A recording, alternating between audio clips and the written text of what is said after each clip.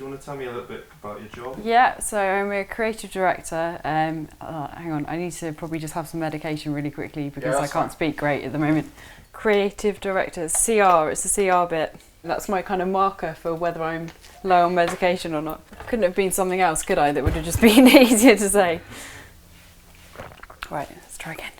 I'm a creative director at a design agency. It was something that happened sort of prior to getting Parkinson's, so I don't really feel like I was sort of given a more hands-off role just because I couldn't do the hands-on stuff so much anymore, which is a really kind of nice thing to know, that I made that move because I was good at what I do rather than because I have Parkinson's. No disrespect to men, but a lot in my industry are kind of older men that expect you to be an older man walking into a room.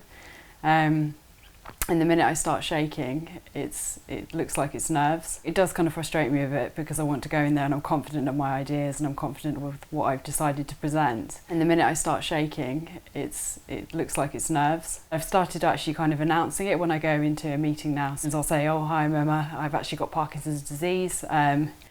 It might be that I'm shaking because I'm excited about a typeface, or it might be that I'm shaking because I'm sort of low on medication, but it kind of diffuses it and sort of allows me to get on with doing my job properly. Now it's actually a sort of a game. I know that's really bad, but I kind of see how quickly I can drop it into conversation, and if I can kind of hide it in conversation a little bit. I refer to it as dropping the P-bomb. I don't like the kind of tilty headed sort of pity face. It makes you feel about 5 and sort of like you should be feeling shit about it, excuse my language. And it kind of starts a dialogue of, you know, being able to kind of educate probably someone that never really knew that young people could get it. In telling my bosses and stuff like that, I think I was definitely a bit more frightened about doing that. They were very cool about it, very sort of, you know, supportive, and you know, said if there's anything we can do, but we're kind of impressed that you've been working as hard as you've been working with all this going on. You know, we're kind of proud of you anyway, but we're even more proud of you now. So I think it'd be very difficult in some places. I think I've kind of spoken to people recently I know that have been diagnosed who have kind of kept it hidden for as long as they can because they're kind of worried they won't get promoted and sort of worried that it will hold them back. I know there's laws against that, but people can use other excuses to kind of, you know, say, oh, you don't have enough experience and things like that. Honesty is the best policy, but I would say always kind of try and find out sort of where you legally stand, because it kind of gives you that confidence then when you go into a room to know how people should be treating you. If you kind of say, you know, this is what I need from you now, this is what I need in the future, that kind of sets people's minds at rest as an employee because they know what's expected of them and what they need you to do, what you need them to do.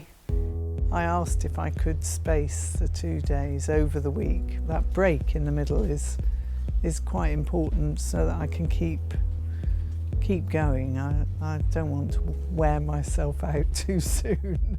Trying to control 25, 26 hormonal adolescents in a confined space is flipping hard. Kids prey on weakness, and if they see that a teacher has some sort of weakness, then they completely just would use it to their advantage.